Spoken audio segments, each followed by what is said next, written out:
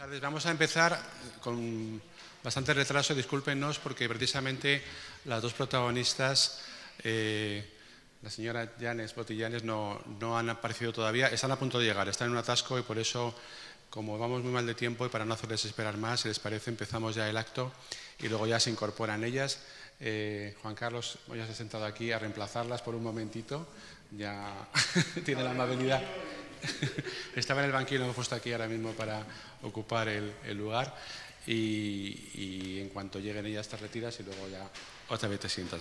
Bueno, a todos muchas gracias por venir aquí. Quería saludarme especialmente, por supuesto, a nuestros ponentes, a Laura Revuelta, redactora jefe de la ABC Cultural, que va a moderar este diálogo.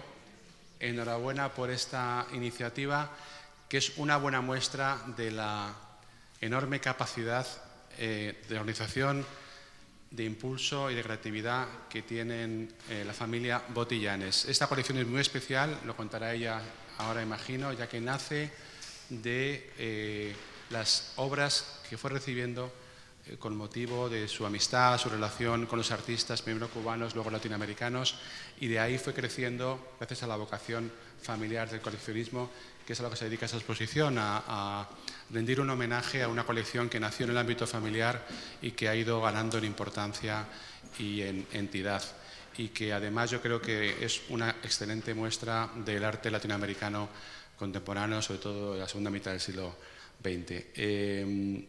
Debo confesar que la Casa de América en esto ha sido un poco receptora de una iniciativa y de un impulso que ha venido por parte de la familia. Ellos han buscado los patrocinadores, han buscado los organizadores y estamos encantados de que nos hayan elegido como lugar de elección aquí en Madrid. Así que sin más, le dejo ya la palabra a la señora Revuelta. Adelante cuando quieras. Yo creo que vamos a un poco a entrar al grano del asunto que aquí nos trae. Estamos hablando de una colección familiar, algo a lo que habitualmente, dado como se plantea el mundo del coleccionismo actualmente, no es frecuente y sobre todo con las características que tiene la colección de Lilian. Entonces, en primer lugar, me gustaría brevemente, también para que pudiera María contextualizar dentro del ámbito del coleccionismo contemporáneo la existencia de una colección como la tuya, Lilian. Entonces, primero me gustaría un poco que brevemente sintetizaras el origen y el porqué de la colección vuestra. Gracias, Laura. Yo, ante todo, les pido disculpas por la tardanza. En realidad, yo debo decir que esto no es una colección, o sea, no fue formada como una colección. En realidad, esta es la experiencia de mi vida. Lo que está expuesto aquí y algunas otras cosas que están todavía en la casa son ejemplos de lo que ha sido la trayectoria mía a lo largo de alrededor de 50 años. Primero, María, que está aquí, sabe cómo fue esto, porque María fue testigo de muchas de las actividades que dieron lugar a que yo tuviera esta colección en la casa.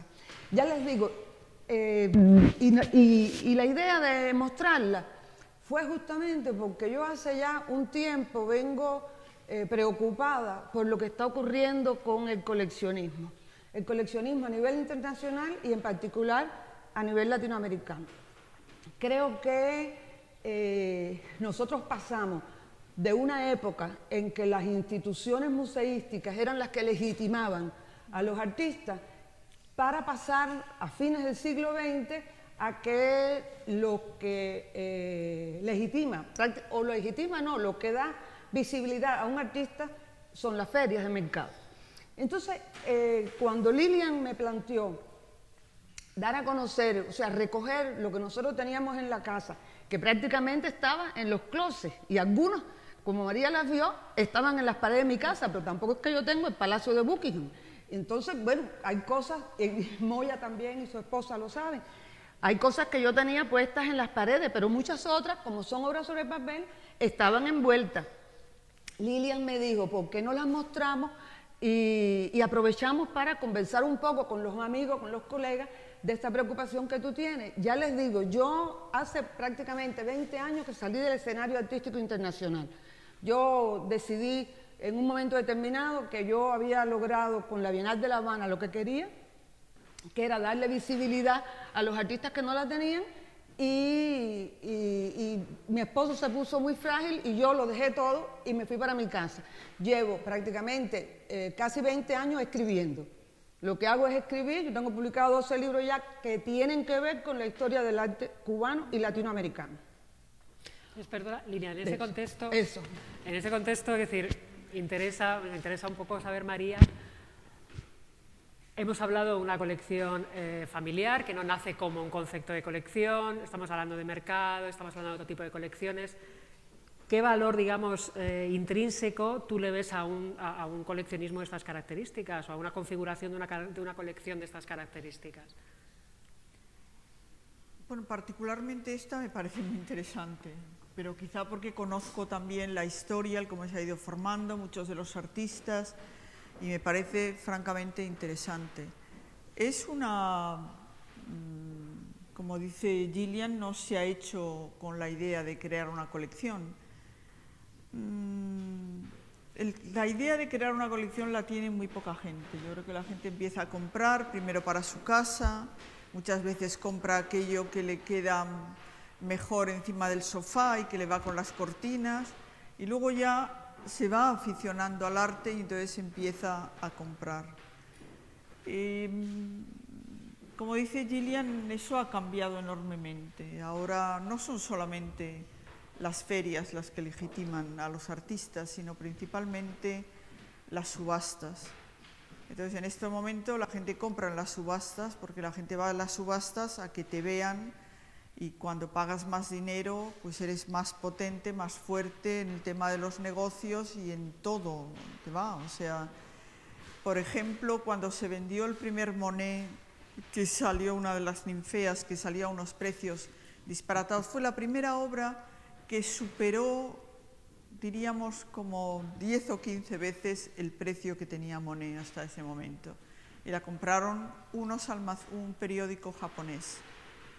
Y entonces fue criticadísimo en todo el mundo, especialmente en Japón, por haber comprado esta obra, por el dinero que se había gastado en ella. Y entonces él lanzó un artículo y dijo: muy bien, aquí tienen ustedes todo lo que se ha hablado de mí, de mi empresa, que era absolutamente desconocida, y si yo me hubiese tenido que gastar ese dinero pagando en la prensa o en publicidad, no hubiese podido nunca llegar a pagar eso. Entonces, realmente, de repente, el arte tiene otro valor que el que había tenido hasta ese momento en las grandes familias, diríamos, que lo iban guardando, que pasaban de padres a hijos, y eso mismo es lo que pasa con todas las colecciones que están haciendo en este momento en Qatar, en Arabia Saudí, o sea que es exactamente lo mismo, se están comprando y pagando unos precios que no son los precios, y además que son estrategias de mercado. Es decir, que si esa obra de Leonardo hubiese salido en una subasta de arte clásico, no hubiese alcanzado ni 100 millones. Pero al salir en una subasta de arte contemporáneo, que son donde la gente especula y sube, o sea que tú en este momento te puedes comprar un Murillo por la tercera parte que un Warhol, ¿no? Entonces, al ponerlo en el arte contemporáneo, estaban todos los especuladores que querían estar allí y que les viesen, ¿eh? Y entonces eso es la razón por la que se ha subido a 400 y pico millones, me parece que ha habido, ¿no? Bueno, para mí esta colección, que me he ido por las ramas, para mí esta colección tiene un enorme valor, es un enorme valor sentimental y también de cariño hacia el arte, ¿no? De ir guardando, de ir recordando, de ir también teniendo la posibilidad de enseñarla, como hace ahora, que aquí hay artistas que a lo mejor muchos de nosotros no conocemos, pero que tienen una obra muy interesante. Y además, yo creo que esta colección tiene algo que generalmente las colecciones en las que te regalan las cosas no suelen tener, y es que las obras están muy bien. Es decir, eso quiere decir que los artistas, Gillian, te han querido mucho, porque generalmente cuando regalan algo siempre es algo que no quieren. Entonces, eso justamente en tu colección, o en vuestra colección, no se ve que realmente los artistas han dado cosas que ellos apreciaban para que las tuvieseis vosotros. Entonces eso a la colección le da mucho más valor del que podía tener una colección como esta en otras manos y hechas por otras personas. Gracias. Contaba María, efectivamente, que es una colección que nace de obsequios, regalos de artistas con lo que habéis trabajado o sobre los que habéis trabajado. Cuéntale un poco cómo es el origen de ese trabajo con esos artistas o con los artistas que algunos de ellos están representados en nuestra exposición, otros no habéis podido traer obra. Sí, yo empecé a preparar la Bienal de La Habana cuando salí del Instituto Superior de Arte, que había sido vicerrectora. Y en el Instituto Superior de Arte, pues yo tenía compañeros del claustro mío que una vez al mes nos reuníamos y ellos, Fabelo, por ejemplo, hoy que es una personalidad muy reconocida en el mundo del arte latinoamericano, Fabelo se acostumbraba a hacer todo tipo de dibujitos en las reuniones. Y yo le decía a Fabelo, ya está bueno que nos van a regañar. Y yo cogía los papelitos y los metía dentro de las agendas. Pasaron los años, muchos años, y mi hija empieza a recoger las agendas que yo tenía y de pronto encuentra que yo tengo decenas de dibujos de Fabelo, pero dibujos de Fabelo que podían estar yo sentada así y poniendo debajo tremendo mango, o para Gillian con cariño, o mira lo que está haciendo la historia de nosotros. Después de eso, bueno, yo empiezo a crear la Bienal de La Habana, y cuando a mí me dan la Bienal de La Habana se termina la primera Bienal que se dedica solo a América Latina, y cuando a mí me piden que yo organice la Bienal, que yo empiezo, mi primera Bienal es la segunda, yo digo, no puede ser para América Latina solo. Nosotros tenemos que unirnos a otras regiones que, como las nuestras, están invisibles en el planeta. Y entonces yo me arriesgo a hacer una Bienal para Asia, África y América Latina. Incluso algunos latinoamericanos que pasaron por Cuba me criticaron por eso. Me dijeron, no, pero si en África no hay arte contemporáneo, si en Asia no hay arte contemporáneo, estamos hablando del año 84. Y yo reto a todo el mundo a que busquen Bozar, Arte en América, Art Nexus, para ver si encuentran un nidito al Bipunomo, Valente Malangatana en Güenya, nombres de esa categoría, no hay ninguno. Entonces a mí me entró, yo soy medio obsesiva compulsiva, y entonces yo decidí que yo tenía que abrirle el espacio a todos los artistas, como decía yo, a todos los que no tienen espacio. Afortunadamente yo estaba sola en esa aventura, pero poco a poco se me fueron uniendo colegas y amigos que yo ni sabía que me iban a ayudar tanto. Entre otros, por eso es que yo le tengo el cariño que le tengo a María, porque cuando María era una de las voces más importantes de la escena artística internacional, como diríamos en Cuba, me tiró muchos cabos, ¿entiendes? Y me hizo sentir que yo estaba haciendo algo importante. ¿Cómo fueron esos? Ya dice que tiraste muchos cabos, ¿cómo fueron? Es decir, bueno, fue la organización del CIMAM quizá lo más importante, pero el CIMAM es el Comité Internacional de Museos de Arte Moderno, en donde ahí están todos los directores de todos los museos más importantes de arte contemporáneo y moderno del mundo. O sea, que está el director del MoMA, del Guggenheim, del Whitney, de la Tate, del Stedelijk de Ámsterdam, o sea, realmente. Y yo creo que una organización fue fantástica, ¿eh? Y hay que decir que fue gracias a la Getty, que puso el dinero, ¿verdad? Y fue a Kingholz, a Lynn Killholm, que fue la primera mujer de Edward Killholm, el famosísimo artista. Y ella era la que iba y venía de Los Ángeles a México con todas las cosas, ¿no? De las tintas, el fax, los papeles, todo.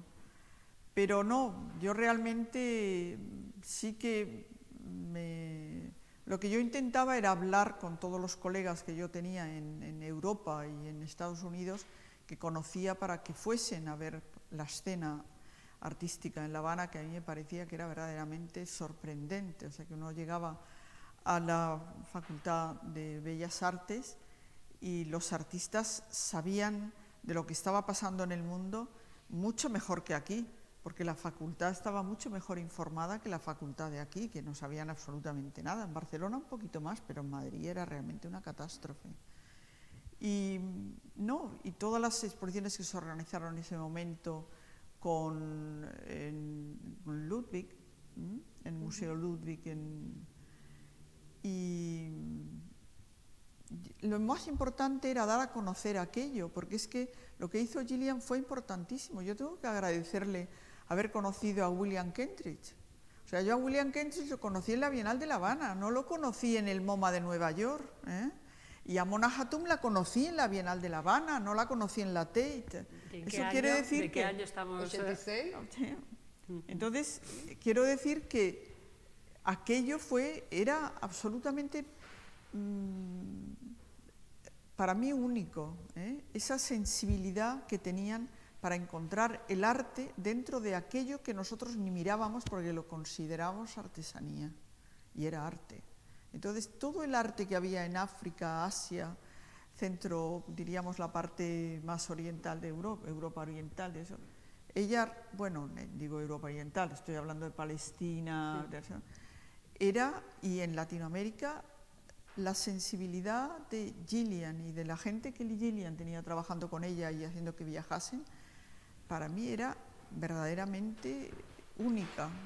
Luego llegó esa exposición que se hizo en el Pompidou, que todo el mundo habló de Les Magiciens de la Terre.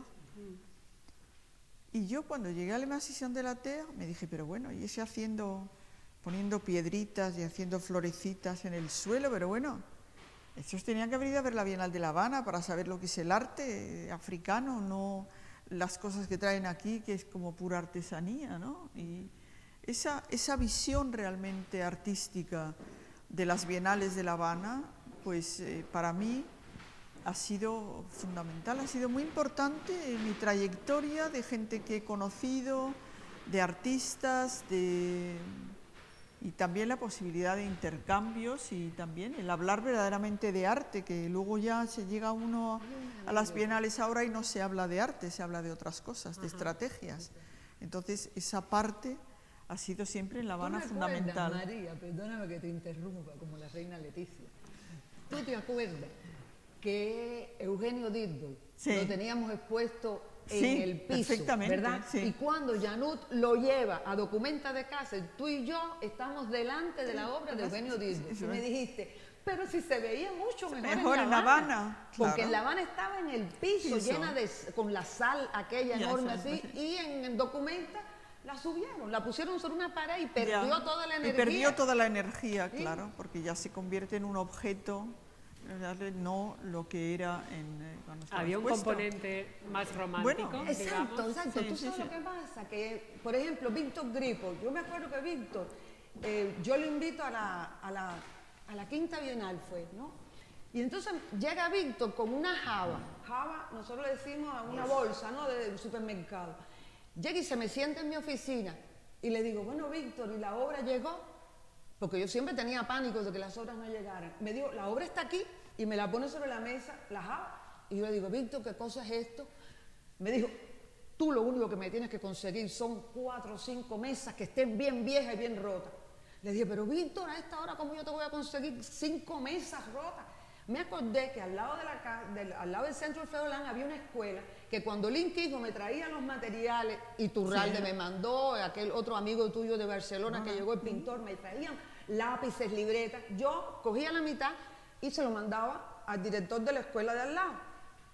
Y le digo a la administradora, Sila, ve corriendo a ver al director de la escuela y dile que yo necesito que si él tiene un almacén con mesas rotas, de las que, porque imagínate, en aquella época todo se rompía y se volvía a guardar porque no había cómo arreglar nada. Y Sila va para allá y yo con Víctor en mi oficina tratando de ver cómo iba a resolver. Y Sila regresa y me dice el director que él tiene ahí un almacén de mesas rotas, que puedes ir a buscarla. Y para allá mandé a Víctor. Víctor recogió las mesas y yo no supe más de Víctor. Bueno, pues esas fueron las mesas que después, muchos años después, se puso en Documenta de Kassel como una obra única que nadie sabía de dónde había salido. Y yo tuve que sacar un artículo diciendo, no, un momento, Olga Windsor, que tú estabas en la Bienal de La Habana, cuando esa obra yo la puse y cuando incluso Víctor Gripo me dijo, Gillian, yo quiero que tú te quedes con esa obra. Y le dije, no, Víctor, esta es una obra tan importante que tú debes tenerla y conservarla en Argentina. Esta obra debe quedarse en Argentina. Y del Centro Wilfredo Lange yo se la mandé al director de aquel que había de Bruselas, que me la pidió, y yo se la mandé al director de Bruselas. Y de ahí fue para Londres. Y de Londres, bueno, Víctor la recogió y la trajo para Argentina. Bueno, ya les digo, pasaron los años y de pronto en Documenta de Kassel aparecen mis 5 mesitas espectaculares porque estaban llenas del amor y de la energía que tenía Víctor. Y nadie supo, nadie dijo, esas son las mesas de la Quinta Bienal de La Habana. Y eso nos ha ocurrido a nosotros constantemente. Yo no pido protagonismo. Yo me fui de la Bienal y la gente que me conoce, María, sabe que yo me pasaba el tiempo en mi oficina resolviendo problemas. Pero lo cierto es que yo me siento muy orgullosa y realmente satisfecha cuando yo veo que algunos de los artistas que pusimos en la Bienal hoy son gente muy reconocida, como Rebecca Belmore, la canadiense. A Rebecca Belmore, María lo sabe, la vimos nosotros. En Canadá estaban los indios de Canadá, no exponían en los museos, exponían en los museos tribales. Bueno, yo a Rebecca Belmore la invité, hice una exposición que se llamaba Aborígenes Canadienses y traje a todos esos aborígenes canadienses que hacían arte contemporáneo, era una cosa espectacular lo que hacían, pero yo los vi en un museo tribal en Canadá y de ahí fue donde los invité. Bueno, al año siguiente vamos al CIMAN a Ottawa y cuando llegamos a Ottawa resulta que me dice alguien, no, Gillian, los artistas quieren que tú te sientes ahí porque es la primera vez que los artistas aborígenes canadienses van a exponer en el Museo de Ottawa. Y entonces ellos quisieron que yo me sentara con ellos. Allí estaba Rebecca Belmore. Pasaron los años y Rebecca Belmore fue, hace como 2 o 3 Bienales de Venecia, la que representó a Canadá en la Bienal de Venecia. Y a mí eso me produce una gran satisfacción. Han pasado 20 años, pero han pasado 20 años y no ha pasado nada en América Latina.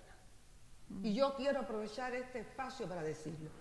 Pero no ha pasado nada, que decir, ha cambiado tanto el sistema del arte. No, yo estoy hablando de la colección latinoamericana, el arte latinoamericano. A mí Arací Amaral un día me dijo, Gillian, el arte latinoamericano no existe. Y yo le dije, Arací, ¿cómo tú vas a decir eso? El arte latinoamericano existe, tiene muchas cosas en común. Hoy día, cuando ustedes ven las colecciones de arte que hay en América Latina, y yo reto igual a todo el mundo a que vea el excelente encuesta que hizo Arte Informa, algo que está en eso. 100 coleccionistas de arte latinoamericano. No son coleccionistas de arte latinoamericano, son coleccionistas del arte de su país. Todos son los artistas de sus países. Y el cuento que tú hiciste del japonés, yo puedo decir lo mismo de un argentino que quiso hacer negocios en Brasil y cuando llegó nadie le abrió las puertas. Fue a Sotheby's y compró la obra paradigmática del arte brasileño.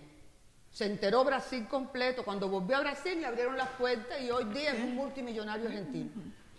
Yo digo, ¿qué es lo que pasa con los coleccionistas de arte latinoamericano?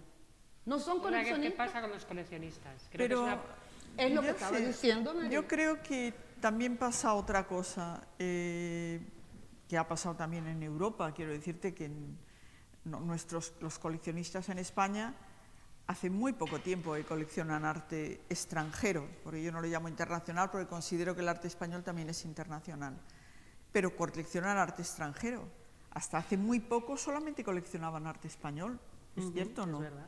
Entonces, eso pasa, lo que pasa que nosotros muchas veces además encima nos echamos la culpa o nos lamentamos de que cuando miramos América Latina decimos América Latina la metemos todos dentro y cada país es un país y completamente distinto, ¿eh? Entonces, a mí no me extraña que eso pase de que en cada país coleccionen el arte de su país. Lo que pasa que también los que tienen muchísimo dinero, pues desde luego indiscutiblemente algunos brasileños tienen, porque eso cuesta mucho, y luego hay, bueno, los Cisneros, que sí que tiene una colección de arte latinoamericano, o sea, que ha comprado de todos los países, pero ahora hay mucho coleccionista de arte latinoamericano, porque ahora los museos, por ejemplo, el Museo de Houston y Mari Carmen Ramírez está comprando, hay los Heller, que es el marido se acaba de morir ahora. ¿Quién? ¿Mario?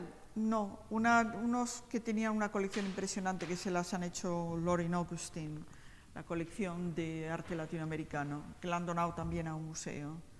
Y o sea que hay, en la Tate ha puesto un departamento con un curator para comprar el arte latinoamericano. Y yo tengo que decir que cuando estaba haciendo la colección de la Caixa, en mi comité estaba el director de la Tate. Y cada vez que presentaba a un artista latinoamericano, no pasaba. ¿Por qué? Porque solamente pasaban los artistas que trabajaban de aquí para arriba. Los que trabajaban con todo el cuerpo, esos no valían, porque de aquí para abajo los puritanos, los protestantes, anglosajones no pasaban por ahí. Y ahora de repente veo que a tantas obras que me han dicho a mí que no, están en la Tate, están en el MoMA, están en algo que me da un coraje, porque eran obras que en ese momento no costaban nada y que eran buenísimas, ¿no? Pero esas cosas pasan, o sea que no es fácil el que la gente tenga una mente que pueda realmente entender también el lenguaje de los otros, ¿no? Eso es algo para mí que te encuentras con muy poca gente con esa apertura y también, ¿no? La mayoría de la gente tiene unas ideas y quiere unas cosas y es muy cerrado, ¿no? Entonces, yo eso no me parece, o sea, no me parece mal que compren el arte de su país, también alguien tiene que comprar el arte de su país. Lo que pasa es que lo que me parece mal es que ese arte de su país tiene que quedar siempre contextualizado con el arte que se hace fuera del país, porque si solamente se expone el arte de ese país, eso no sale nunca de allí. Ni los propios artistas tampoco aprenden, los artistas aprenden cuando tienen la posibilidad de ver su obra al lado de la de un artista muy conocido extranjero. Entonces ahí es cuando realmente se ve lo que su obra vale, ¿no? Entonces esa parte yo creo que ahora yo creo que internacionalizando más. En México está mucho más, pero incluso en países como Perú también está mucho más abierto también a comprar arte de otros países y artistas extranjeros. Me interesa saber, Lilian, ¿cuándo surge la idea de configurar todo este material que tenéis o que habéis ido atesorando a lo largo de un trabajo implicado con el arte, configurarlo como colección? Es decir, ¿cuándo surge esa colección que bueno, que de alguna manera también continúa tu hija, que está allí, que también es interesante, que ahora establecer un puente entre lo que fue... Yo no quiero ser, como dicen los muchachos, tragediosa. Yo no quiero ser tragediosa, no quiero ser trágica. Pero yo estoy operada de cáncer. Y a mí hace 2 años me dieron que, como digo yo, que iba a ser el traspaso donde no se regresa, y yo vivo sola en La Habana. Mis 2 hijos viven fuera, tengo un par de nietos, y estando en el hospital 2 meses, mirando el cielo y diciendo, bueno, yo ahora no sabía lo que iba a hacer, no sabía lo que me iba a pasar. Cuando salí del hospital decidí que yo iba a desmontar completa mi casa, porque yo no tenía nada, o sea, no podía seguir con todas las cosas en la casa. Si a mí me pasaba algo, mi hija tiene 2 hijos, pequeñito. Miren lo que me ha pasado hoy en la casa. No puedo contar de lo que fue recoger todos los closets, abrir closet, sacar materiales, enrollarlo. Llevo un año en eso, porque yo tenía que sacar eso de la casa, mandárselo a mis hijos y que ellos hicieran ya con eso lo que ellos quisieran, con la orientación general de que ninguna de esas obras se podía vender, porque a mí jamás en la vida, con todos los problemas que yo he tenido en mi vida, he vendido una de las obras que mis amigos me han regalado. Por eso es que yo tengo esto, porque muchas de mis amistades les regalaban a los artistas mejores pinturas y cosas, pero bueno, tuvieron que irlas vendiendo porque tenían problemas. Yo no, yo soy una persona austera, no necesito muchas cosas. Y todo eso dije, se los mando a mis hijos. Yo me quedé con el casco de mi casa. Mañana yo hago el traspaso y lo único que tienen que hacer es o vender la casa o regalarla, partirla en la mitad, lo que sea. Pero las obras están conservadas.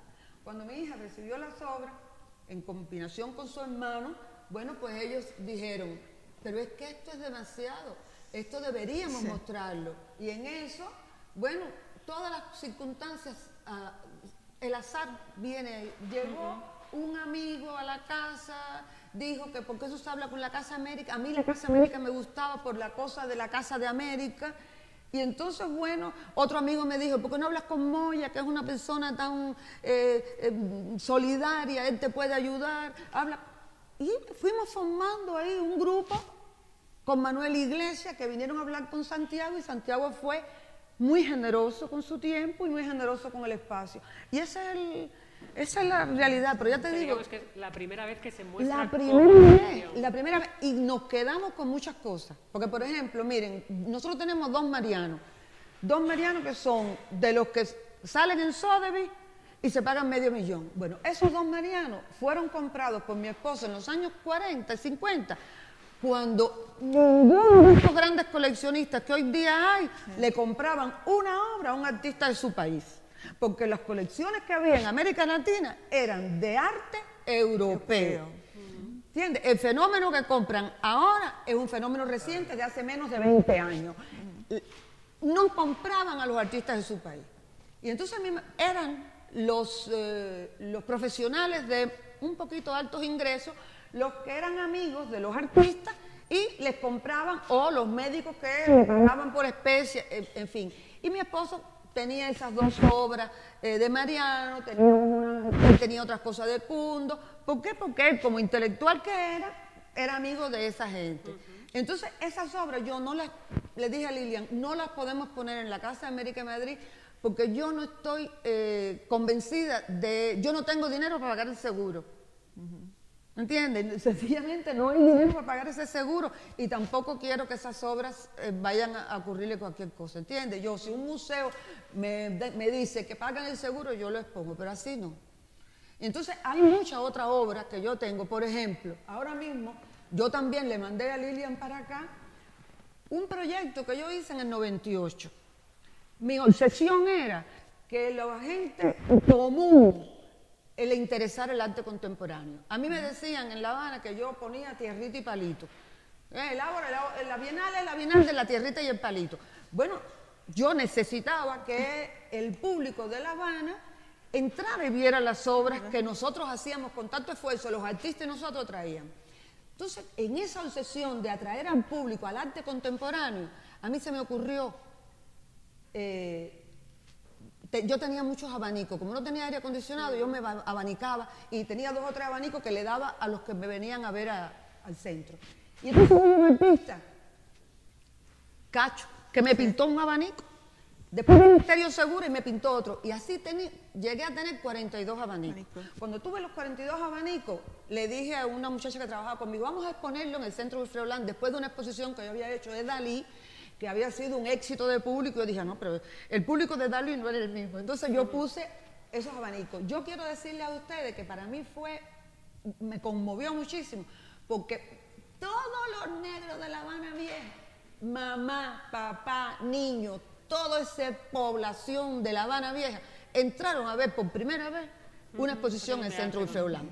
¿Por qué? Porque era arte contemporáneo sobre el soporte abanico, que es muy amable, es algo que la gente lo disfruta. Bueno, de ahí eso fue creciendo y creciendo hasta el punto de que yo he llegado a tener 200 abanicos hechos por artistas de Iberoamérica. Uruguay, Argentina, Brasil, de todas partes. Bueno, esas eran otras cosas que yo tenía en cajones hace 20 años que lo tenía en cajones porque esa exposición, ese proyecto lo empecé en el 98. Y dije, bueno, miren a ver lo que van a hacer con los abanicos. Entonces Lilian consiguió que en la Casa de Santiago de Oporto, que es un museo muy bonito, muy lindo, porque se presta para poner ese tipo de obras, alojen la exposición. Y ella va a hacer esa exposición que si ustedes la ven, yo les digo que es conmovedora. Porque lo único que yo les decía a los artistas es que yo sepa quién es el artista que me hizo el abanico. Y entonces efectivamente el que sabe de arte de Iberoamérica reconoce inmediatamente al artista. Y ahí citas a tu hija, que es un poco continuadora de, seguimos un poco colección familiar, efectivamente tú un poco continúas o has cogido el testigo y continúas, bueno, María, te tienes que ir, sí. María se tiene que marchar. Ay, María, pero seguimos conversando. Lo siento mucho porque me encantaría quedarme aquí toda la tarde hablando y comentando cosas contigo. Sí. Vale, gracias.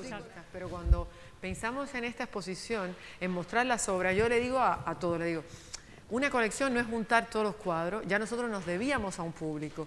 Por eso yo le dije, cuando pensamos en esto, dije, nosotros tenemos un valor agregado que es único, que es el conocimiento y la experiencia de mi madre. Entonces yo dije, para poderla mostrar al público, porque para tenerla en casa cualquier solución es buena, es decir, una tiene como le parece, pero para mostrar al público uno se debe a una responsabilidad social. Entonces si la vamos a mostrar, pues para eso teníamos a mi madre, dijimos, vamos a hacer un trabajo de curaduría para poderla presentar de forma coherente y que pueda interesar. Entonces mi hermano y yo nos encontramos al frente de todas estas obras y fue cuando pensamos que había una colección, cuando decidimos mostrarla y que hubo que pensar en cómo mostrarla. Hasta ese entonces tampoco pensamos en ello.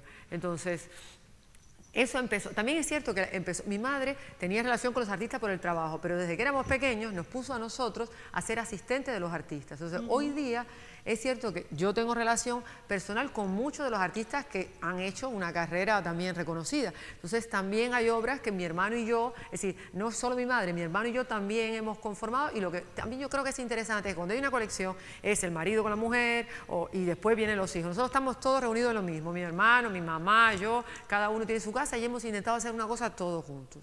Y para hacer una colección, pues esto que hemos conseguido ha sido más que nada porque mi madre le ha dado ese valor agregado, que es, para mostrarlo al público, vamos a mostrarlo con coherencia. Entonces, eso es lo que nos ha unido. Y luego, es cierto que la exposición de los...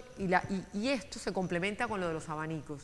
Es decir, ahora finalmente hemos logrado hacer un todo con las obras de arte, la pintura, la escultura que no trajimos acá y los abanicos que están en Porto. Yo creo que eso finalmente sí constituye una colección que la hace diferente, porque hay muchas colecciones hoy de arte latinoamericano que son infinitamente mejores, es decir, esta es una colección relativamente modesta, aunque las obras son buenas y en muchos casos representan muy bien a los artistas, pero luego cuando uno une con los abanicos, ya eso hace un todo que sí que da una idea muy, muy interesante de lo que es el arte latinoamericano.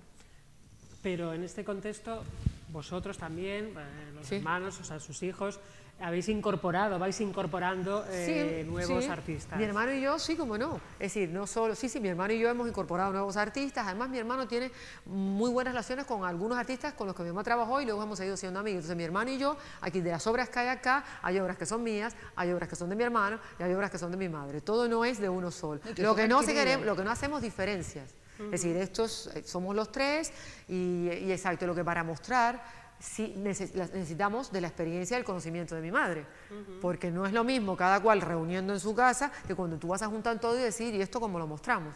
Que fue a lo que nos obligó esta exposición, a pensar, a tener coherencia y a la responsabilidad que significa mostrarlo al público. Porque todo el que colecciona se cree que lo que tiene es lo mejor y yo aquí y esto está muy lindo. No, tú en tu casa lo pones como quieras, pero cuando tú vas a mostrarla, ya no es lo mismo. Entonces, eso te obliga a la reflexión y a darte cuenta de que efectivamente sí que es una colección, porque hasta aquí no habíamos llegado a esa conclusión. Ya que te incorporas, haz una lectura, es decir, ¿cómo ves tú la contextualización de esa colección que se configura ahora primero como Hombre, el como valor, tal. el valor fundamental que yo percibo de esta colección es un valor intrínseco en la emoción que desde el principio Lilian ejerce hacia el arte y hacia los artistas, ¿no? Y ese feedback, lo que vuelve es lo que nos está mostrando, ¿no? Es muy, entre comillas, es muy sencillo hacer una colección vía chequera, o sea, me gusta, te compro, pero lo que yo percibo y lo que uno percibe cuando se enfrenta a esta colección es la pasión y el respeto de unos y de otros, ¿no? Y yo creo que esa es la gran identidad que tiene esta colección, ¿no? Con lo que decía María antes, se nota que le querían mucho por el valor no solo plástico o económico que pueda tener la obra, sino lo que representa esa obra para el artista y quién quiere que tenga esa obra, ¿me entiendes? O sea, creo que ese es el valor fundamental de esta colección y lo que la hace singular, ¿no? La singularidad realmente es la necesidad de ese artista de que esa obra pertenezca a Lilian y pertenezca a esta colección. Yo creo que es el valor realmente fundamental de esta colección, ¿no?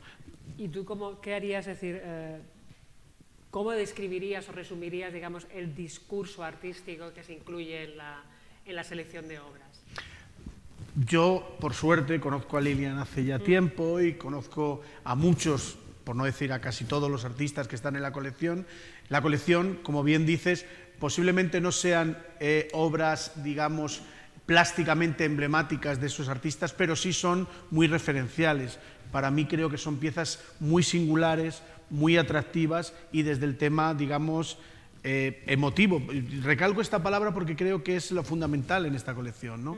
Porque no hablamos de que la obra sea, sino es la necesidad, y yo creo que a la hora de crear, cuando un artista crea una obra, está dejando parte de su alma en ella, y que esa parte de ti quieras que esté en un sitio y no en otro, creo que es fundamental y es lo que le da valor a cada una de las piezas. Hay piezas muy interesantes que yo conozco a los artistas y digo, anda, mira, y los reconoces. Es por ejemplo, con lo que decía del abanico, es muy interesante que cuando vas paseando y conoces la trayectoria de los artistas, dices, ostras, mira, pues esta etapa, mira, y es muy, muy curioso, ¿no?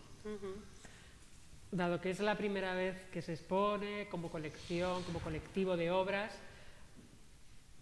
vista así en conjunto, ¿qué se siente? O sea, ¿qué percepción se tiene? Puesto que nunca la habéis visto, digamos, a trozos, cuando cogéis y sacáis descubrís una obra en el armario, como dices tú, en el closet, cuando la habéis sacado de una carpeta, es decir, pero puesto así, es decir, como... A mí misma me ha sorprendido. Después que terminamos de montarla, yo le dije a Lilian, no quiero que venga nadie más, vamos a ir tú y yo sola a ver los 2 pisos. Vamos a entrar solas a ver los pisos. Y yo me emocioné mucho porque cada una de estas piezas tiene una historia. Tiene una historia. Cada una, cuando yo las veo, las vi ya de pronto reunidas, yo dije, Dios mío, pero es que es mi vida completa. Son 50 años de mi vida. Que yo cuando las tenía en la casa, yo me quedé sola en el 99. Y nunca he estado sola, porque yo me sentaba en mi casa y miraba hacia una esquina y veía una pieza y decía, ay, ¿cómo estará fulano? Esa pieza me la regaló en tal fecha, en tal... Miraba por otro lado y decía, ay, todas tenían algo, todas me dicen algo. Con Tania yo tengo una relación muy especial, con Cayo, con Roxana Fuerte, con todos los que están aquí, Raúl Recio es dominicano. Ese me ayudó a mí a ver cómo yo tenía que proyectar la Sexta Bienal de La Habana, sentado en un parque en Santo Domingo. O sea que cada una de estas piezas, para mí, tiene una historia. Entonces, cuando yo las vi de pronto puestas, como si estuvieran, bueno, como están en un museo, de pronto me conmovieron mucho, porque ya te digo, para mí era eso, abrir un closet y decir, mira... Y otras que yo las iba cambiando porque tú sabes que el papel se echa a perder mucho tiempo y yo las recirculaba. Pero verlas así a mí me ha sorprendido. Yo misma decía, pero qué cosa tan hermosa. Yo amo la obra sobre papel. Yo tengo una sensibilidad muy particular por la obra sobre papel y por el blanco y negro. entre otras cosas porque durante muchos años, desde los años 70, 80, los artistas cubanos no tenían colores para pintar y se dedicaban a hacer obras en blanco y negro. Te puedo decir que yo tenía tantas obras en blanco y negro en la casa que un día Regino, mi marido, me dijo: tú no pudieras traer algo que tenga un poquito colorcito, ¿no? Aquí en la casa, porque todo eso se blanco y negro. Y estaba puesto en la casa y lo oyó. Y le dijo: doctor, yo mañana eso lo voy a resolver. ¿Tú sabes lo que le trajo? Porque él solo trabajaba en blanco y negro. En blanco y negro. Le trajo una lámina con una naturaleza muerta que había hecho cuando empezó a estudiar en la Escuela Nacional de Arte. Una naturaleza muerta, un búcaro con flores, no tiene nada que ver con lo que ha hecho nunca en su vida, pero tenía colores. Y subió y se lo puso en el cuarto. Le dije: mire, doctor, de aquí en adelante usted tiene colores en su casa. Me cuesta trabajo acercarme al color, me cuesta trabajo, porque el blanco y negro para mí me dice tanto, el papel tiene una poesía que me cuesta mucho trabajo. Después de ver a Kiefer una vez en Documentos de Casa, yo dije: después de Kiefer, ¿quién puede seguir pintando? Yo me quedé muy conmovida con los métodos de pintura de Kiefer. Pero no obstante, puedo decirte que por las razones que sean, a mí la obra sobre papel y el monocromático me da mucha, me emociona mucho. Y ver esto así, no me lo puedo creer. Me siento realmente orgullosa, satisfecha, plena. Es interesante lo que has dicho, es verdad, del carácter monocromático, el blanco y el negro. ¿Eso le da una lectura, digamos, discursiva interesante? Lo que pasa es que es cierto que aunque el blanco y negro sea predominante, hay mucha obra con colorido. Realmente no han sido muy fieles a esa pasión de Lilian, ¿no? Ya me están señalando que... El color es un aporte de ellos. El color es un aporte de ellos. Es que es verdad que aquí sí que, bueno... Sí, no, y si vas a las otras salas, es cierto que el color incluso... Hay fases kitsch, hay casi pop art. Sí, entonces, pero también colección... recuerda la parte del público. Exacto. A mí nada me da más alegría que hayan venido mis hijos con los amigos y les haya gustado. Los chicos mismos han descubierto un mundo. Entonces les ha gustado y a los amigos de mis hijos les ha gustado. Yo digo, pues esto era lo que había que conseguir. Que las nuevas generaciones también vean que hay espacio para todo. Entonces, el blanco y negro, pues un poco de concesiones hubo que hacer. Un poco de concesiones hubo que hacer. Mira, lo mejor de todo, esto ha tenido un efecto multiplicador. A la inauguración vinieron muchas amigas portuguesas, o sea, que viven en Portugal, latinoamericanas que viven en Portugal, que vinieron a acompañar a Lilian en la inauguración. Hace 2 o 3 días me invitaron a almorzar el grupo de latinoamericanas allá en Oporto y todos me dijeron: ay, nosotros queremos empezar a coleccionar. ¿Cómo es que nosotros podemos empezar a coleccionar? O sea que de pronto se les abrió un mundo que ellas no tenían pensado, ¿no? Me interesa también... no sé hasta qué punto del arte, es decir, aquí hay artistas contemporáneos, tenemos a Cacho, Tania Bruguera, es decir, artistas que incluso en el mercado del arte tienen una presencia y una internacionalización importante. Me interesa un poco, dado que tú has construido un discurso de arte latinoamericano, arte cubano, es decir, arte internacional también a través de la Bienal, ¿qué percepción tienes de lo que se hace ahora? A mí, yo vengo diciendo hace rato que yo veo que hay una gran confusión en el arte contemporáneo. Y creo que la confusión, el origen de la confusión, modestamente, tiene mucho que ver con la manera en que se están, no quiero hacer críticas a nadie, pero cómo se están manejando las instituciones de arte hoy día. En la época en que nosotros dirigíamos museos y centros de arte, no teníamos esa relación con el mercado. Yo, por ejemplo, te puedo decir que a la Bienal de La Habana yo no invitaba a galeristas, yo no invitaba a... No, yo invitaba a los directores de museos, a los críticos de arte, Pierre Restany, Aquile Bonito Oliva, o sea, la gente que me podía ayudar y que podía ayudar a los artistas a verse dentro de su contexto. Hoy día yo creo que los directores de las instituciones los han dejado solos. Los países, los gobiernos sencillamente les han quitado los presupuestos y los han dejado con la soga colgada del techo. Entonces los directores de instituciones tienen que ceder ante la presión de los coleccionistas y del mercado. Y muchas veces tú ves, que es lo que a mí me preocupa, que vengo a algunas instituciones que antes tenían un carácter internacional muy grande y que para mí se van convirtiendo en museos aldeanos, museos provincianos. Yo no estoy en contra de que la gente coleccione lo de su país, pero creo que hay que tener una visión más amplia. Hay que poner, como decía María, en contexto, el país en contexto. Pero creo que los directores de instituciones, en algunas oportunidades, son más racing man que historiadores del arte. Creo que me preocupa mucho eso. Me preocupa que se dejen llevar por el mercado. ¿Y había más frescura en los artistas?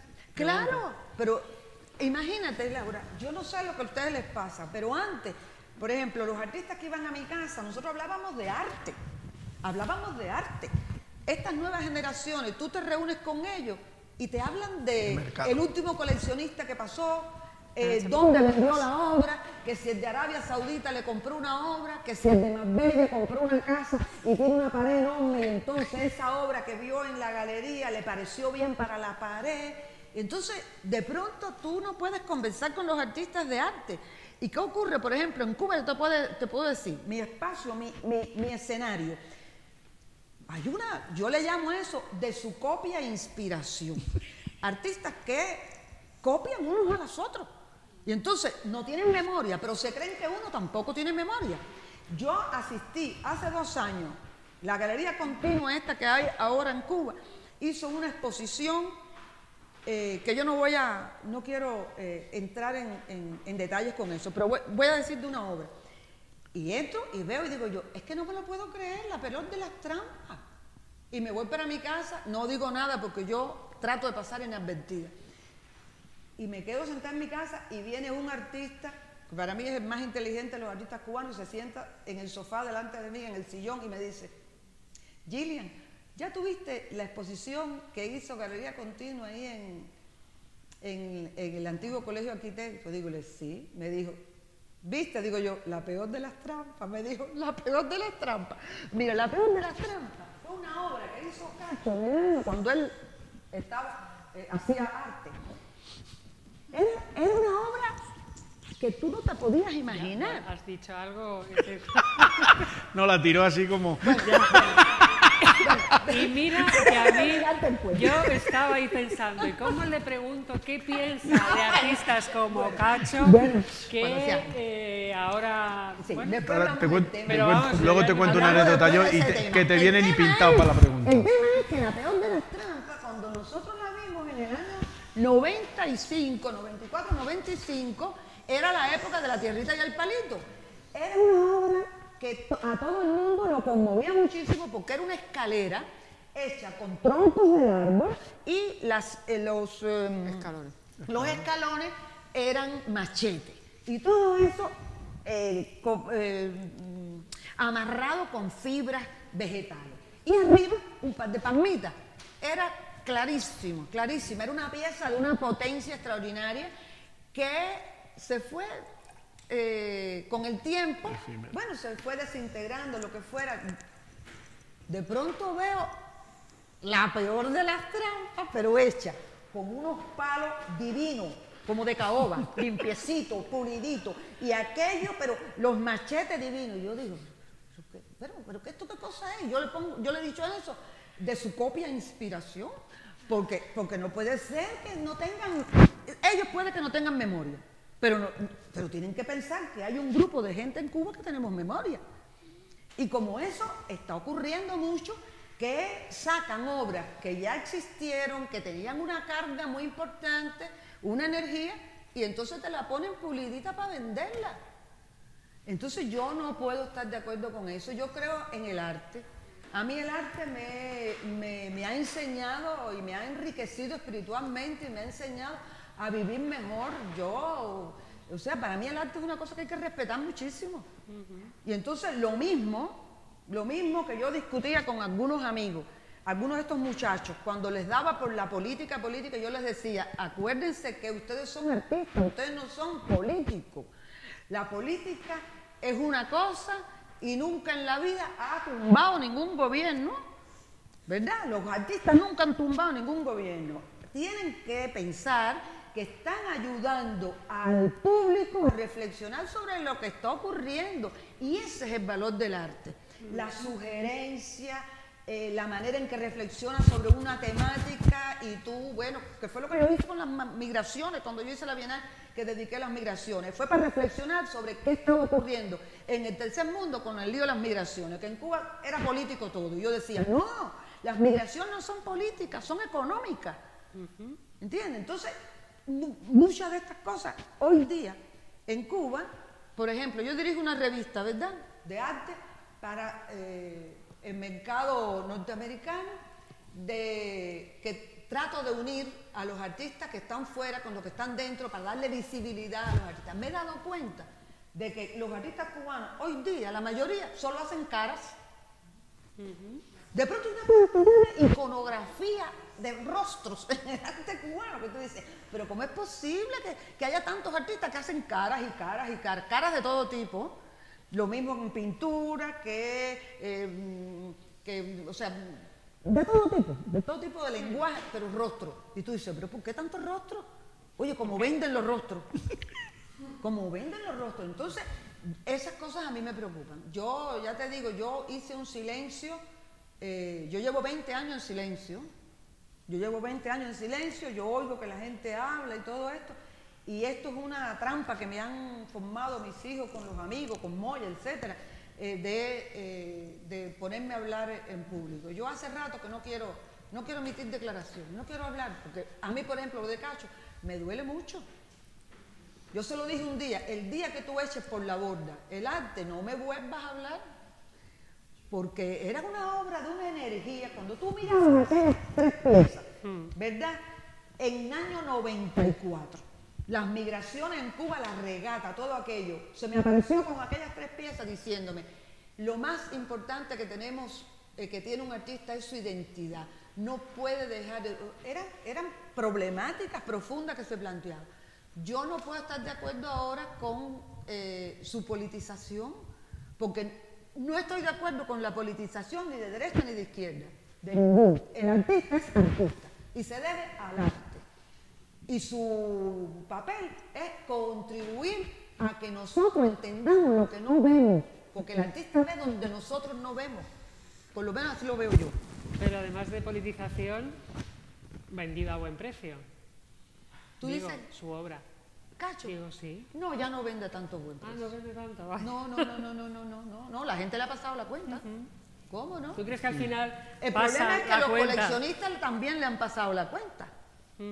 Porque a él le tocaba ser invitado a la documenta de Cáceres. Y cuando empezó con toda la oficialidad, no lo invitaron a él. Y le tocaba porque tenía una obra. En ese momento acababa de hacer Cocido y Crudo, había llevado el premio de la Bienal de Gwangju, estaba en la cima de su...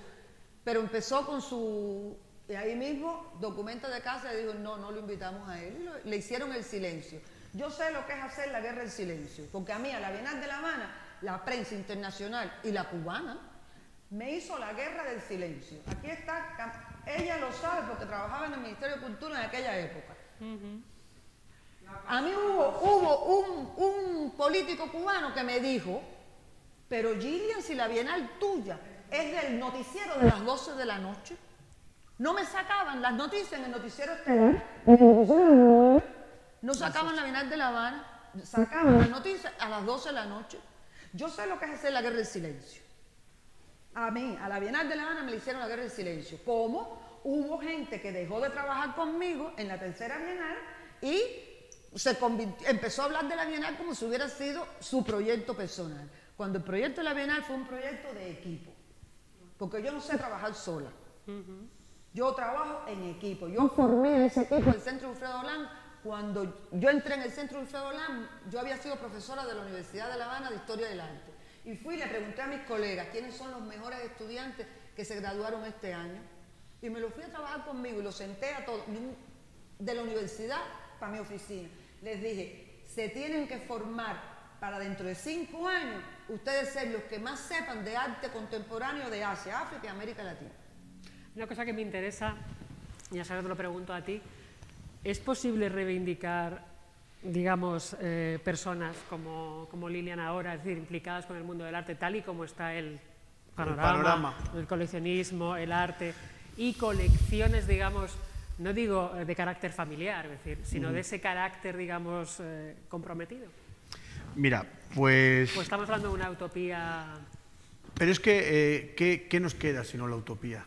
¿No? En el sentido de que yo tuve la suerte, yo llevo yendo a Cuba desde hace muchísimo tiempo y es verdad que he vivido menos bienales que tiempo transcurrido, porque las Bienales de La Habana es la única que hace cada 2, cada 3 o cada 4 años. Tampoco la Bienal de La Habana se hará, ¿no? Y es cierto que he ido viendo cómo la Bienal de La Habana se ha ido transformando en otra cosa que no era el eje principal que Lilian insufló en su momento, ¿no? Y es verdad que yo tengo uno de mis mejores momentos en el mundo del arte y digamos en la experiencia vital esta que es el mundo del arte, de los que nos dedicamos pasionalmente a esto, fue una visita con Lilian, los dos personalmente, paseando por La Habana, viendo la Bienal, ¿no? Y reflexionando sobre los trabajos de los artistas y sobre el arte en general durante un día que me dedicó, tuve esa suerte. Y te entronco con esta reflexión mía a lo que me has preguntado. Hoy en día el mundo del arte es un mundo que se ha ido a la deriva del mercado. Totalmente.